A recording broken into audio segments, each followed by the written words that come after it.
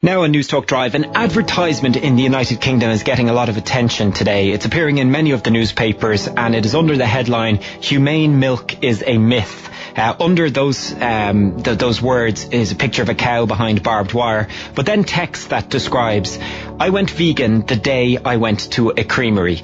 The mothers, still bloody from birth, searched and called frantically for their babies. Their daughters, fresh from their mothers' wombs but separated from them, trembled and cried piteously, drinking milk from rubber teats on the wall instead of their mothers' nurturing bodies, all because humans take their milk." The advert is from a campaign a campaign group called Go Vegan World, and its founder Sandra Higgins is with us now. Sandra, the advert's provocative. It has been approved. Tell us why you've put it out there. Because it's people's right to know what dairy is predicated on, the practices that are inherent every time we hand over our money for cheese or milk or ice cream. Products that we think are harmless, but that are actually extremely harmful for the animals who are exploited. And do you accept the advert? There are some problems with the ad, or people who have problems with the ad say it makes it sound like the moment a calf is born, it's taken from the mother, and that's not the case. The timing of the separation is irrelevant. The calves are taken from their mothers at an extremely young age. Every baby needs its mother, particularly the offspring of mammals.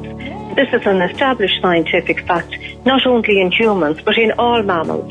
And in birds as well, in fact. They're extremely, all of us are extremely vulnerable shortly after birth. They need their mothers for their psychological development. The long-term consequences of separation are equally very harmful.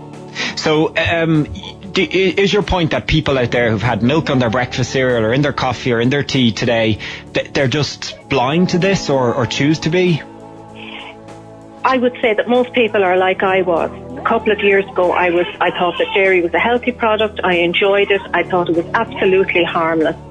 I think most people are not aware. So the reason that I've run this campaign, and it's not only about dairy, it's about all forms of animal use, is to let people see the truth so that they can make an informed choice. Okay, Sandra, stay with us. Also with me today is John Comer, the president of the Irish Creamery Milk Suppliers Association. John, your reaction to the advert and what you've heard there from Sandra? I have no problem at all with vegans. They're entitled to be vegans, and I would be all for and supportive of an inclusive society.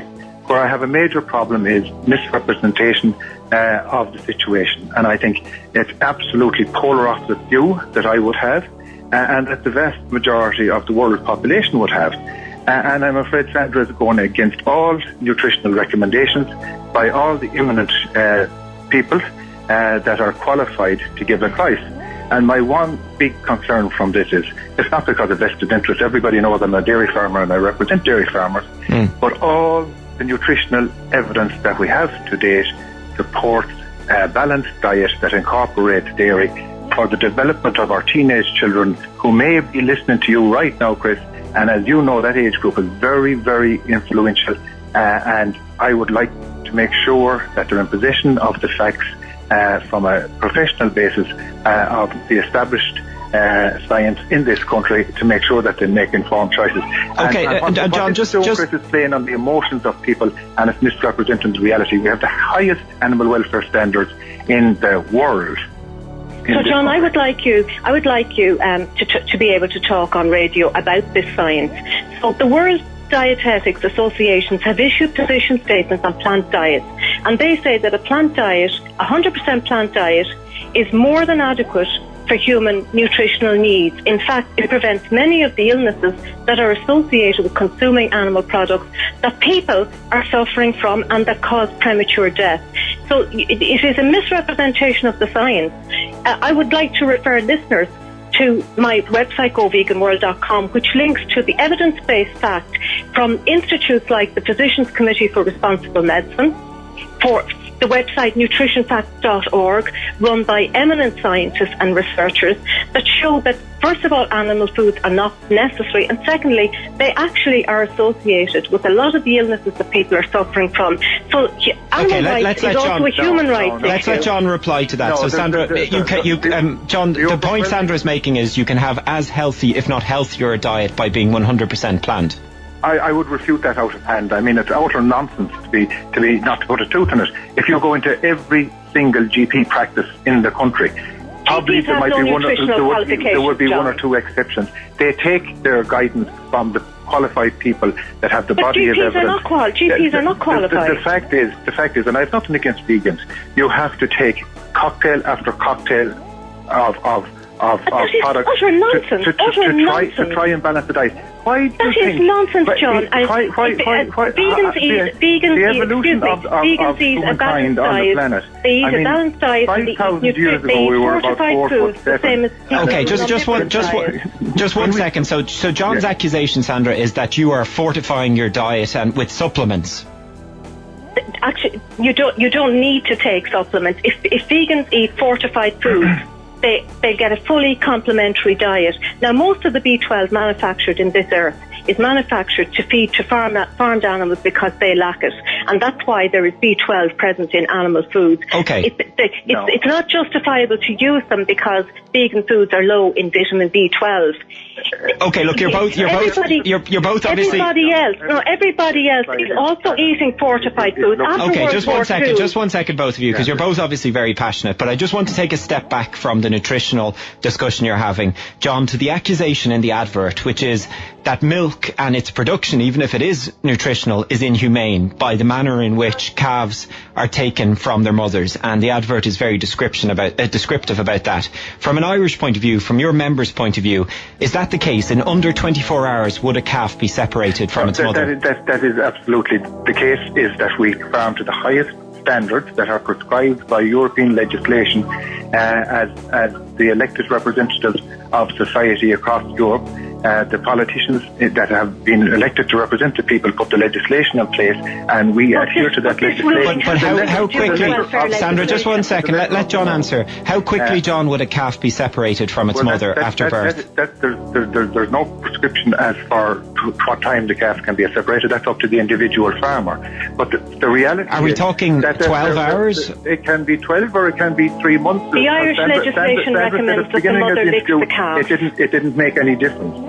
That's what Sandra said. The separation can even be more difficult as more time goes on. That is so the issue was not the legislation. If we didn't have farmers, and if we didn't have a structure, and if we didn't have a product that was commercial, there would be no animals at all, unless you had these extreme lovers that wanted to house them. I've heard the most ridiculous arguments that animals should be let roam, and who would maintain the land, and who would fence the land, and who would keep them off the road, and how John, we wouldn't have. You're precisely right. They wouldn't exist if people like you didn't breed them. If there wasn't a market for dairy products, these animals would not exist. We have destroyed them. Of osteoporosis. We'd have underdevelopment. Osteoporosis is related to animal food. We would go back about to the Neolithic man, where we'd all go back to being all hairy and about 4'3" if we didn't have a balanced diet. And look, at the farmers are doing it because there is a requirement from almost every person in Europe that recognises the value of it, that takes their guidance from the professional nutritionalists that understand the science. In fact, it has gone the opposite to what Sandra is saying, because, butter has come on in leaps and bounds in terms of its nutritional value, and it's for human health over the course of the last 5 years. The argument is not about nutrition. We've already established that we don't. It's animal welfare. If it's about animal welfare, then the animals wouldn't be there. John, hold on, It's not about nutrition, and it's not about animal welfare. It's not about animal welfare. It's about, we do not have the right to own and exploit other animals who have the same feelings as we do. Now we're getting to the root of it. Yes. So you're saying an ant has the same feeling as a human being? No, we're talking about cows, John. The cows have feelings. Well, come on. Well, where do you draw the line? So, let me speak on ants.